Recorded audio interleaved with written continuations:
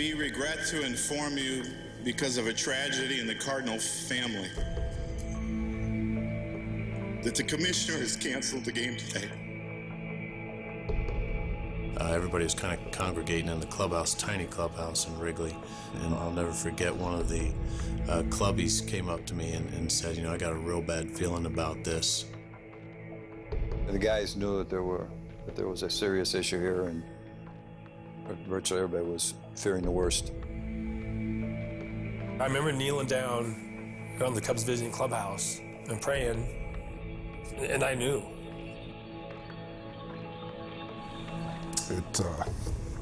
It was one of the worst days of my life.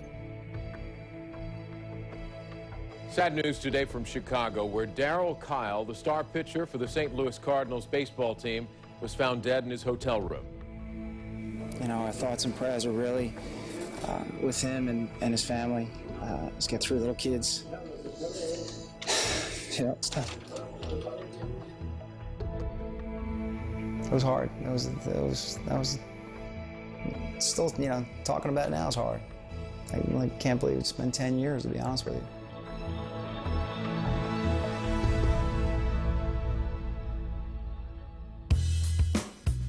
On April 24th, 1991, Darry Kile made his first major league start against the defending world champion Cincinnati Reds. Got him swinging in a strong first inning. Kile pitched 6 hitless innings that night before being lifted to protect his 22-year-old arm. The California native had a good fastball back then, but the pitch that everyone would shake their head at was his killer curveball. And there's the curveball, strike 3. Just big 12-6, the old-fashioned Burt Y11, big curveball. It's a knee-buckling curveball. When it comes out of his hand, you think it's going to hit you. So you give a little lean back, your knees kind of get weak. You don't see many big 12-6 curveballs, especially sharp ones like Darryl had. Got a nasty breaking ball. In 1993, Darry Kile had his breakthrough season. He won 15 games that year and made the All-Star team. 2-2 pitch. Strike 3. Kile 1 out away from a no-hitter. And on September 8th, 1993, Kile had his moment in baseball history. 1-2 pitch. Swing and miss. Strike 3. A no-hitter for Darry Kile. A big night for the big right-hander. Great stuff. What can you say? I mean, he's got probably one of the better curveballs in the league on nights like tonight. Just it's real tough to hit. Just seeing Scotty coming out and all the guys on the mound just made it that much better. I've never been a part of something so exciting, and having the whole team out there yelling and screaming made it all the more fun. Probably the happiest I've ever been for a teammate in my entire life. With all the teammates caring so much about one person, it was a great moment.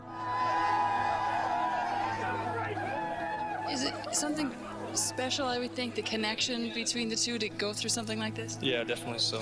We're going to be talking about it when we're both about 50.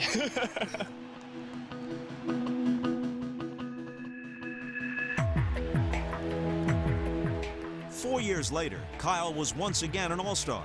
He won 19 games for the Astros in 1997 and finished 5th in the Cy Young Award voting. Breaking ball, see you later. A free agent that offseason, Kile signed with the Rockies. He suffered control problems in Colorado, though, and would endure the 2 worst seasons of his career. High fly ball, Bichette going over into the corner, looking up, gone. Boy, those high fly balls seem to be sailing out of here. My heart aches for him that year in Colorado because he was just too good a pitcher to go through what he was going through. After 2 years in Colorado, Kile was traded to Tony La Russa's St. Louis Cardinals. So now he comes to St. Louis, and he's had the real potential. He's had some productions. He's had his heart broken. He's embarrassed. I mean, he's like a baby Rado wanting to learn. So I really think it was a perfect timing. Jones is gone. A big out and a strikeout for Kile, number 8. It turns out La Russa was right. His first season with St. Louis, he became the first Cardinal pitcher in 15 years to win 20 games. Game over. Redbirds win it. A fantastic play by Kile. And the following year, he was a 16-game winner. Game over, and Kile holds on for the complete game victory. At 33, Darry Kile had rebuilt his reputation as a frontline starting pitcher. with one of the game's best curveballs. Got him to chase and got him to strike out. His reputation as a great teammate never needed rebuilding. I don't like disrespecting other great teammates. So one thing you hedge on is he's tied for first with the best teammates you could ever have. Biggio whacks one to left, and it is a two-run homer for Craig Biggio. But I hit a home run off him. I remember running around the bases, and I hear somebody yelling at me, like cursing at me as I'm running around the bases. I didn't, think anything of it. Ran a base, touched a base, then Baggy hit and came back later on, and he goes, man, did you hear Darryl yelling at you? I go, that was him? That was Darryl? And he goes, yeah, and we're cracking up laughing, right? So season's over.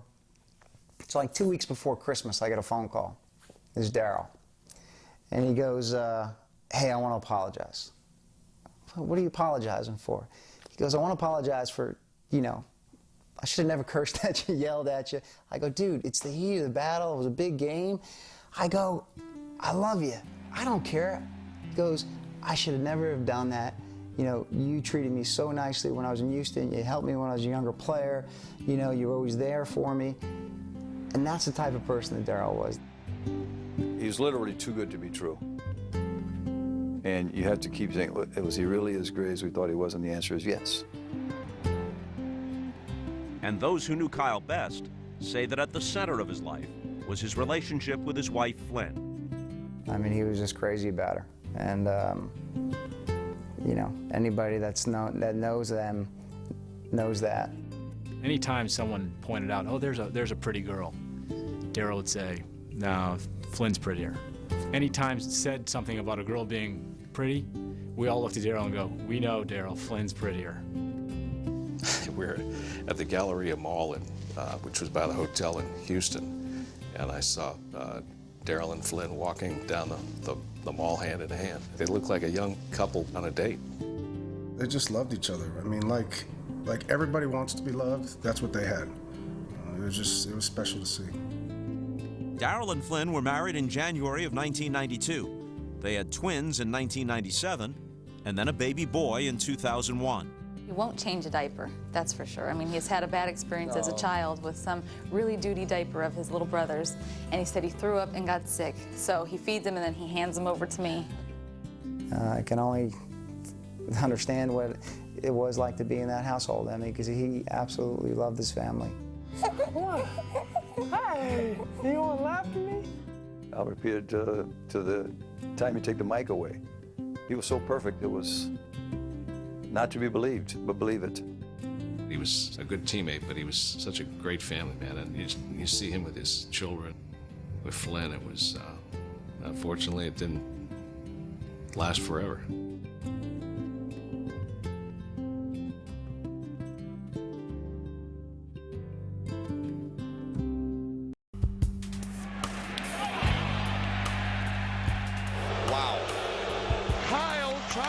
Inside on him with a fastball, and I mean, he turned on that one, folks.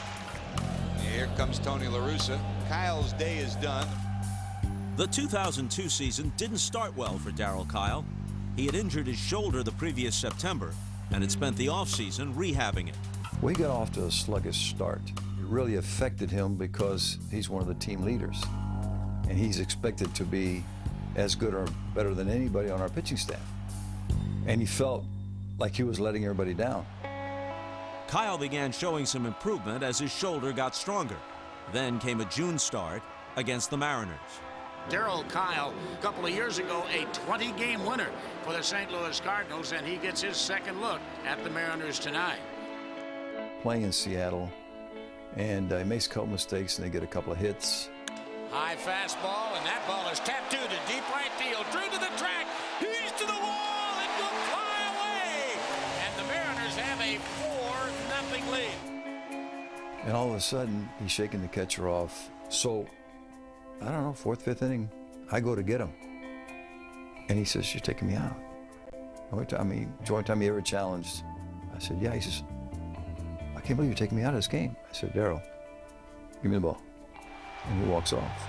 Well, that's going to be it for Darryl Kile, and we've got a new pitcher coming in, Mike Matthews for the Cardinals. We fly home from Seattle. If I'm coming out of my office, and he's coming out, he goes out the other door to avoid me. So he avoids me for like 3 or 4 days. And we all felt like, because he felt like I embarrassed him. Something, this is not good.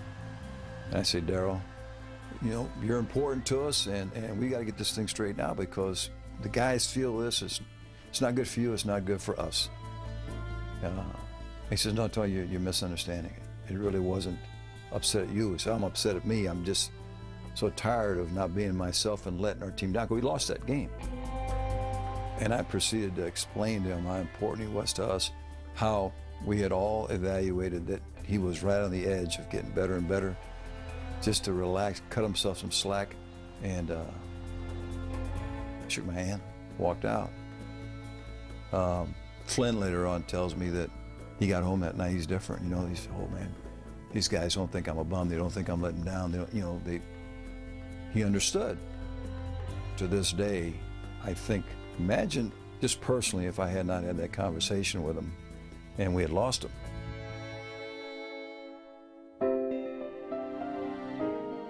That talk with his manager did indeed seem to be a turning point for Kile's season. On June 18, 2002, Kile started against the Angels, and he was terrific. On the inside corner, and strikeout number 5 for Darryl Kile. Got him on the inside corner. A huge strikeout for Kile. Kile pitched 7 2/3 that night, scattering 6 hits and allowing just 1 run. Darryl Kile should receive a nice hand. A big ovation for Darryl Kile. He got the victory, and St. Louis moved into first place. What do you think of Darryl Kile tonight? He pitched tremendous. I mean, he hit his spots, he changed speeds. I mean, he's solid. The one thing we know is if we're going to go deep and go into postseason, you need to have Darryl Kile working at his best. It was Kile's best pitching performance of the year. His arm certainly felt better, and he had cleared the air with Tony La Russa. The best, it seemed, was surely to come. I'm talking about one of the real highs of our season to that point. Hey, the big guy's back. You can't overestimate how important that is to your club. That same day, June 18th, 2002, the legendary Hall of Fame voice of the Cardinals, Jack Buck, passed away. Sad day for all of us in the broadcast business, the passing of our cohort, Jack Buck. Well, you need to understand, to a great many fans, and this is no disrespect to the players, Jack is designated as the greatest Cardinal of all. He gave his life to this organization, and this organization gave him life in many ways. So it was, you know, it was really a blow to the St. Louis Cardinal organization. This is not an ordinary, important, very famous member of our family. This is Jack Buck. On behalf of all of our family, thank you for everything. You meant the world to Jack Buck, and we all as a family know how much he meant to you. Thank you. There's a picture at my dad's memorial of Darryl Kile on the railing of the Cardinal dugout, because the players were there watching it, and I wasn't aware of it. I was basically the MC of that day, and Kile is leaning over the railing with his arms kind of crossed and watching the proceedings, and you know, 3 days later they were right back in here doing it again.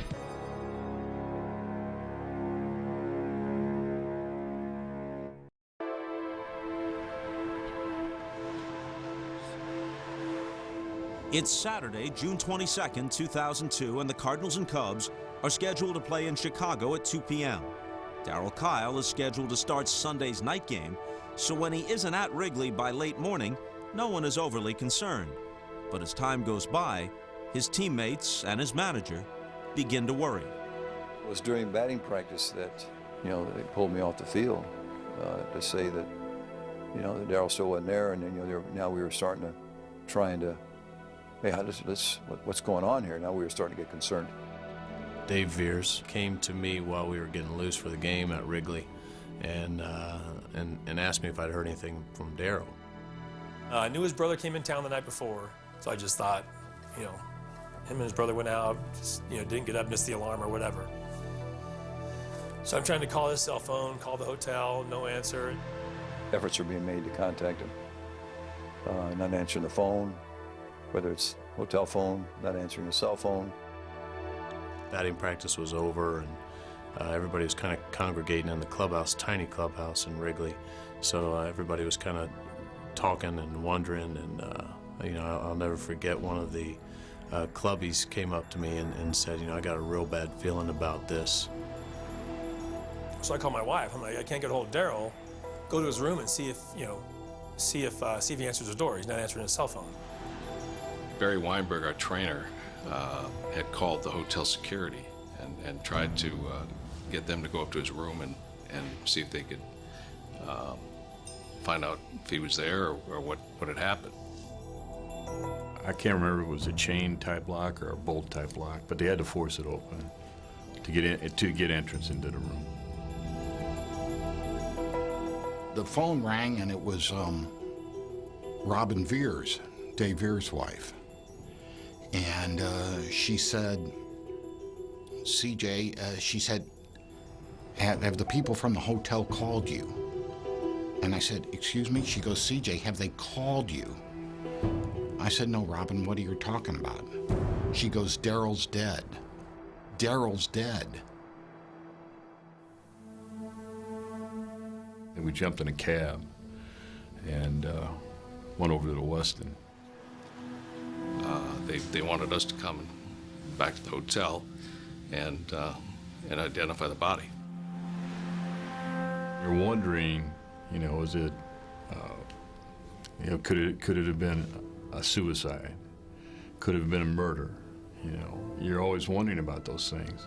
There was nothing, you know, bad, nothing scandalous, nothing on that order. I walked in there and it looked like he was sleeping, but he was gone. Seeing him laying in bed, that was, I'll never lose that memory. Kile had died in his sleep of a heart attack. The medical examiner found 90% blockages in 2 coronary arteries and concluded Kile died of natural causes. Darryl's father also died young of a heart attack, but Kyle's condition was undetected in any of his physicals. Darryl Kile was 33. So what do we do now, you know? And that's when I started making the calls back to Tony to talk to the team. Oh, boy. I think, I mean, I walked in, I mean, the guys knew that there was a serious issue here, and when I walked out there, I think at that point, a lot of guys, virtually everybody, was fearing the worst. And I went out there and confirmed it. I know that I escaped to a small part of the corner in the trainer's room. Yeah, I remember throwing a few things around. I remember looking around the clubhouse at times and just seeing people just stuck in a spot. Just the magnitude of the sadness, the devastation was beyond normal. I mean, normal would be really, really bad. This was savage, brutal, because who he was, all that meant to, you know, the family, our team, and losing a friend, it was brutal. It was probably the worst, you know, probably the worst day of my life. You know,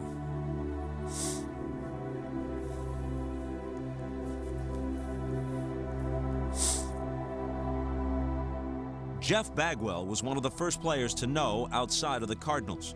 Cubs outfielder Moises Alou had immediately called Darryl's old minor league roommate. And I said, homeboy, what are you doing? I said, you got a game in like 20 minutes. And he said, I have to tell you something. And I said, what? He goes, Darryl's dead. And I said, what are you talking about? He goes, Darryl's dead. They found him in his hotel room. And I said, don't you tell me that.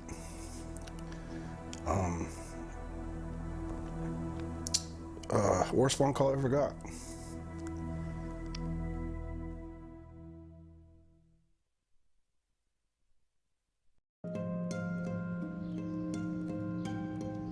The Cardinals and Cubs are due to play on the afternoon of June 22, 2002 at Wrigley Field. And while both teams are now aware of Darryl Kile's death, few others are, and that includes Darryl's wife, Flynn. Nearly 40,000 fans are waiting for the game to begin, and someone needs to tell them something. Remember, it was almost like yesterday. It's the hardest thing I've ever had to do in the game. It was harder than taking my uniform off for the last time. I thank you for your patience. We regret to inform you, because of a tragedy in the Cardinal family, that the commissioner has canceled the game today. They explained to me the situation, that they hadn't been able to get a hold of Mrs. Kile yet, so don't say anything. And obviously, when I made the announcement that the game would be canceled, I remember a gentleman screaming, you know, "Tell us why, tell us why." Please be respectful. You will find out eventually what has happened, and I ask that you say a prayer for the St. Louis Cardinal family.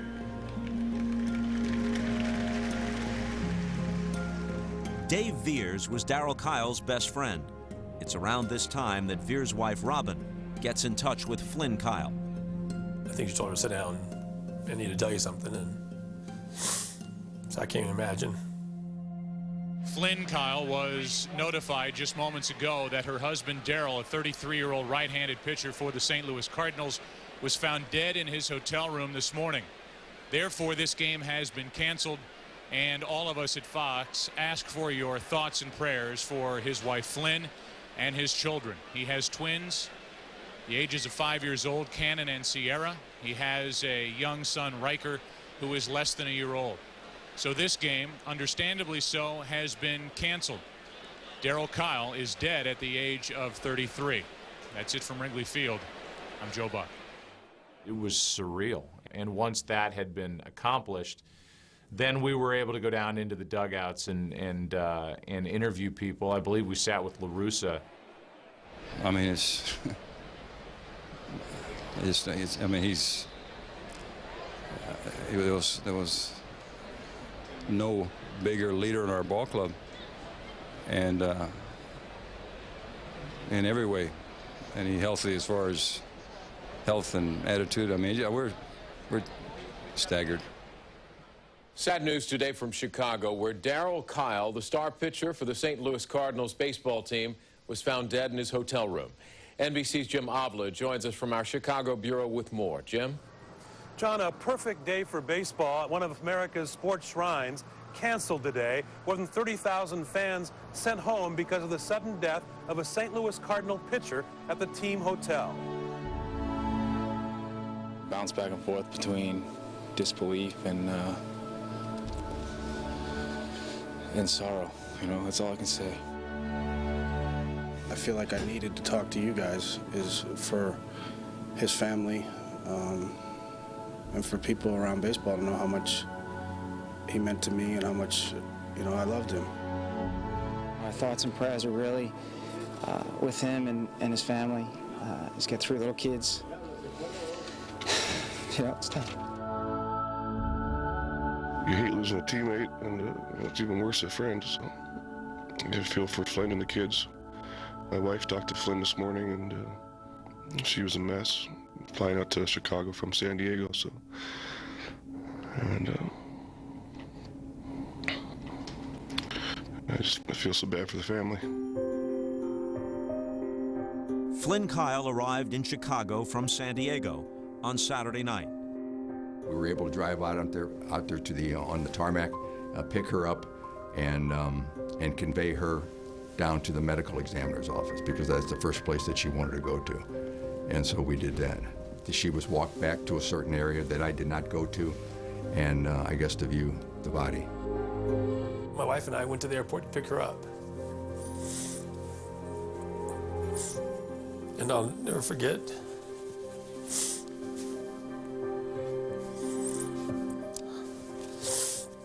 When she went in to see the body, you know, just like the scream. Now it's Sunday morning, and the Cardinals hold a team meeting to decide whether to play their game with the Cubs that night. It's a game that Darryl Kile was scheduled to start. In the end, the most important factor that we consider was, what would Darryl have felt, or if he's watching us, what would he want us to do? Why was it important for the team to play today? How did you come to that final conclusion? I think the big thing with the way we all came together on the conclusion was that Darryl never wanted to miss a start, and he never missed a start. So I think today he wouldn't have wanted us to miss the game. So I think we all came together and we said, let's do what Darryl would want us to do, and this is what he would definitely want us to do. He was an incredible person. Character-wise, he was amazing, and the father and everything. So we're going to stick by that, and we're going to play. But one of Kile's teammates wasn't so sure. His catcher thought back to a moment earlier in the season. I wasn't swinging the bat well, which wasn't anything new. And I think Tony was planning on making a change to who Darryl's catcher was going to be. And it got to me through one of the other pitchers that Darryl went in and said, if he's not catching me, then I'm not pitching. And I went in and respectfully told Tony that I knew that had happened, and out of respect, if he's not pitching, then I'm not going to catch. And it's the Cubs and Cardinals, the two ancient rivals of the National League. However, there is no joy, not the kind of joy you would ordinarily associate.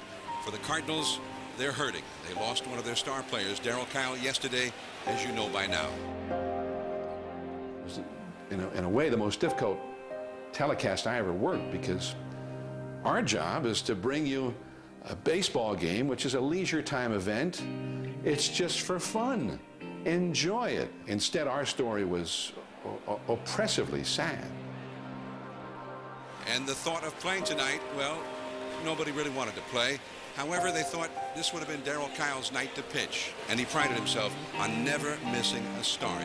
And so they said, we've got to play this game. Ladies and gentlemen, at this time we ask that you please rise. Yesterday, the St. Louis Cardinals and Major League Baseball experienced the tragic loss of a very special person. At this time, we ask that you please join us in a moment of silence to remember St. Louis Cardinals pitcher number 57, Darry Kile.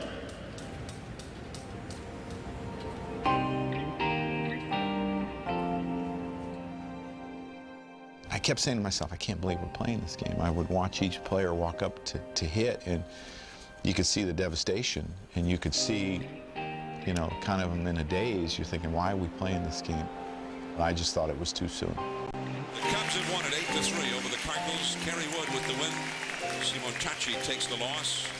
And again, our prayers, our thoughts to the Darry Kile family and to all of the St. Louis Cardinals as they head now back to St. Louis, minus their star right-hander.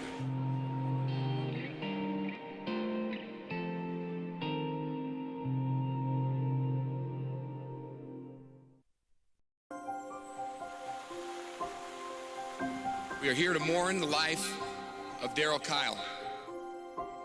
DK's tragic death is very hard for us to understand and to accept. On Wednesday, June 26th, 4 days after his death, the Cardinals held a memorial service for Darry Kile at Busch Stadium. A devoted husband, father, a professional through and through. In the clubhouse and on this field, DK has impacted so many people in a powerful way, and that's why so many are gathered here this afternoon. I just remember Busch Stadium, almost the whole lower level was full. And you walked in and it was just everybody telling stories, and we could have stayed there for days. I can remember it like it was yesterday. How I felt for the last 2 innings for DK's no-hitter. I've never wanted something for someone so much. The guys felt strongly enough to come from their teams to take a day off and come to this service, because he meant so much to a lot of people. He touched a lot of people's lives. Well, Darryl, I know you're taking aerial photos of us now. Look at those pictures. They're of your family. And we love you, and we miss you.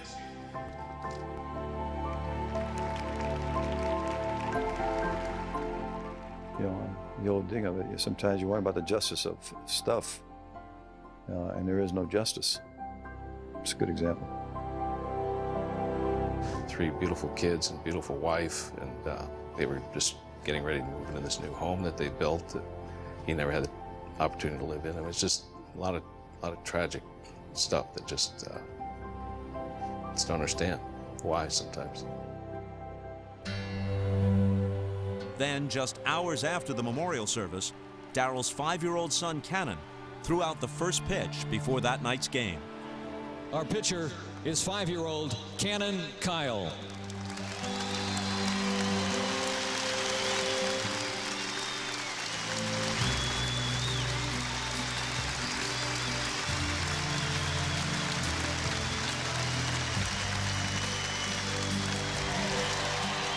Thank you, Cannon.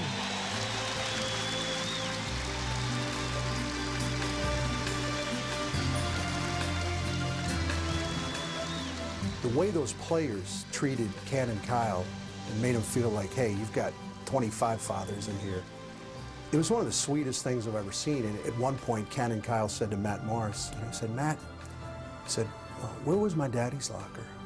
And Matt, without skipping a beat, took him over, you know, to a locker, empty locker, and said, well, this is where he would dress here, and your dad had this funny way of putting on his shoes, and he did this. And the kid's face lit up, and it's something I'll never forget. That night, as the Cardinals prepared to play the Brewers, they had lost the 2 games they had played since Kyle's death. And Tony La Russa wasn't sure how to get his team focused on anything other than mourning their friend. We went through a period of games where the thing we pride ourselves the most, you know, this intense competition, wasn't important. Just get through it. We remember Darry Kile, and the one thing that I think is important to talk about is his teammates. We grieve for his family, and it will take them probably forever to get over this loss, but his teammates, according to Tony La Russa, right now are in a cloud. They're in a fog. They're still grieving. We had these discussions as a coaching staff. All right, at what point do we need to step forward and say, fellas, you know, life goes on, and not be insensitive, disrespectful. Really a tough call. Impossible call to make until the newspaper and the article. And I went, wow. And I literally sprinted to the park that night and told the coaches, hey, our man is helping us even after he's gone. So I came across a story written in spring training when he was a young pitcher about how his dad had died suddenly and without much warning. And I remember reading that story and said, that's it. His own words, I thought, would be the most powerful statement of all. I don't think I'll ever get over it, but my father was my best friend. But in order to be a man, you've got to separate your personal from your work life. Imagine that. Separate your personal from your work life. It may sound cold, but I've got work to do. I'll never forget my father, but I'm sure he'd want me to keep on working and try to do the best that I can do. I said, fellas, this is what we've all been struggling with, coaches, managers, you guys. I said, he just told us what we got to do. I think as a staff, we were so certain that this was like a piece of magic that had been delivered to us that I knew as I was saying that the timing was exactly right. The words, I couldn't have said it. The words were exactly right. I mean, literally, guys were nodding. Yes, yes, yes. Cardinals trying to snap a 4-game losing streak. Trying to get back on the winning track, and that is a tremendous play to end the night by Polanco. What a pickup and throw by Placido to give the Cardinals their first win since last Wednesday. An emotional night and a Cardinal 5-2 victory. It really was a statement that Darryl would wanted to make, that you know, you have to go on. You have to keep living your lives. You have to keep doing your job, and our job was to play baseball and trying to win as many games as we could. And it's amazing how he still was inspiring the team. From that night on, the Cardinals were 25 games over 500. Pena to first. Got it. A sweep for the Cardinals. We were motivated. We knew we were good first, and then we thought too. You know, what a great tribute to Darryl. What a great tribute to him and his family for us to go out and keep playing the game the right way. Wow, what a play by Edgar. Cardinals win it 10-5. All of us thought about him frequently, dug a little deeper, and realized that we had a great chance to do something special. No balls and 2 strikes. Klein to roll, and he's got it! And the Cardinals are headed to postseason play. They are the 2002 Central Division champs. All the years that LaRusse has been in the major leagues and being, you know, having the 3rd most wins of any manager in the history of this game, I thought that was his best year. They were right there fighting for a division, which is phenomenal considering the grief that these guys went through, and then just the practical loss of losing a guy like Darryl Kile on the field. I thought that was the best job he did in his many, many years in St. Louis. Our players, I mean, they have my love and admiration because but they had to go deep to get through this. Incredible champions, and it's a great story. I don't know if anybody will ever be able to tell it right. For me, it was a victory for a group of guys that, you know, it sounds a little corny, went on a mission to honor Darryl's memory. I know there was no one that was closer to Darryl Kile than yourself. You guys have been together from the minor leagues through 3 different ball clubs. This is really a tribute to him. There's no doubt about it. You know, this is obviously an honor of Darryl, and you know, I wish he was here. You know, it's like I said, it's bittersweet. It's a bittersweet celebration. You know, it's Darryl helped get us here the last 3 years. Without him, I don't think we'd be here. So it's definitely in honor of him. You know, when he died, we had 40 wins. We ended up with 97. That's 57, which was his uniform number. It's pretty amazing.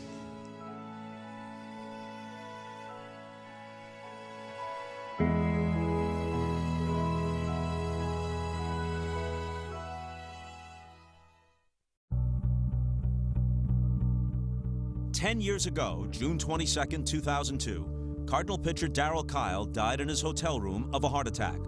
The team dedicated the rest of the season to their late teammate. And on September 20th, 3 months after Kyle's death, St. Louis clinches the National League Central. The St. Louis Cardinals are the 2002 Central Division champions. It will be an emotional night in that locker room. You saw the jersey of Darryl Kile on the field. The fans were going wild with that. After winning their division, the Cardinals went on to play the defending World Series champion Diamondbacks in the first round of the playoffs. Swing and a miss. He sets him down in order. He is out at the plate. A series they made quick work of. And this should do it. Pena from right field. And the Cardinals are moving on. They have swept last year's World Series champion Arizona 3 games to none. Darryl Kile's jersey, as it was when they clinched the division title, part of the celebration on the field. His jersey hung in the dugout all year. His number was put in the bullpen. We wore the patch. There were a lot of things that, you know, to keep his memory. Up next were the Giants in the NLCS, and it was there that the Cardinals' magic finally ran out. Kenny Lofton 2 on. That one to right field. Is it going to be the ball game? Up with it. Play coming through the throw to the plate. The Giants win the pennant. The Giants win the pennant. Congratulations to the San Francisco Giants. They deserve to be in the World Series. And you think about the St. Louis side, they have been through a tremendous ride during the 2002 season. A lot of ups, a lot of downs. They lost their leader, 33-year-old pitcher Darryl Kile. somehow able to hold together through that adversity and end up in the National League Championship Series. I know you want the season to last longer, but this team does need a little bit of a break, and you're going to probably get away from baseball and not think about it for a while, right? Bull crap. We were going to play the Halloween. This team didn't need a break. We were going to play the Halloween. This is a bad deal. I was certain that this club was going to be rewarded with a World Series appearance. And the Giants beat us in 5. I was, to this day, the most disappointed ever, and toughest loss. That's the negative. The good thing was that team made it a point to just, dedicate what we were doing. Cleared all the cobwebs, and we just played our butts off and ended up making it happen. They're courageous. They were heroic. It was wonderful. And that club made it a commitment to honor Darryl's memory. A devoted husband, father, a professional through and through.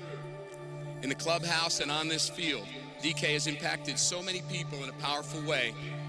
This young man was taken from a wife he loved, children he loved, friends he loved, and a game he loved. 10 years since the death of Darry Kile. Holy cow. It's been a lonely 10 years not having your best friend there to share it with you.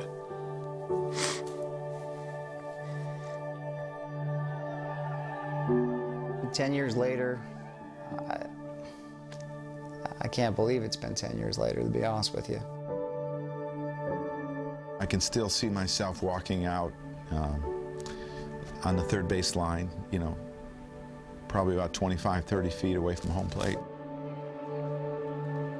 It's just, it's still so vivid in my mind that it seems like it was more recent than that. But it's 10 years ago. It's a long time. The fact that you see his number hanging up in 3 different stadiums, the 3 organizations he played with, tells you the type of person Darryl was. He didn't change when he went from organization to organization, or he didn't change with success or failure, and he didn't change with a different salary. He was always Darry Kile. Yeah, I love that word legacy, because I think it's something people don't think enough about, but I think that he did. I think he was intentional. I think he was intentional about letting his kids and his wife let them know how important they were to him.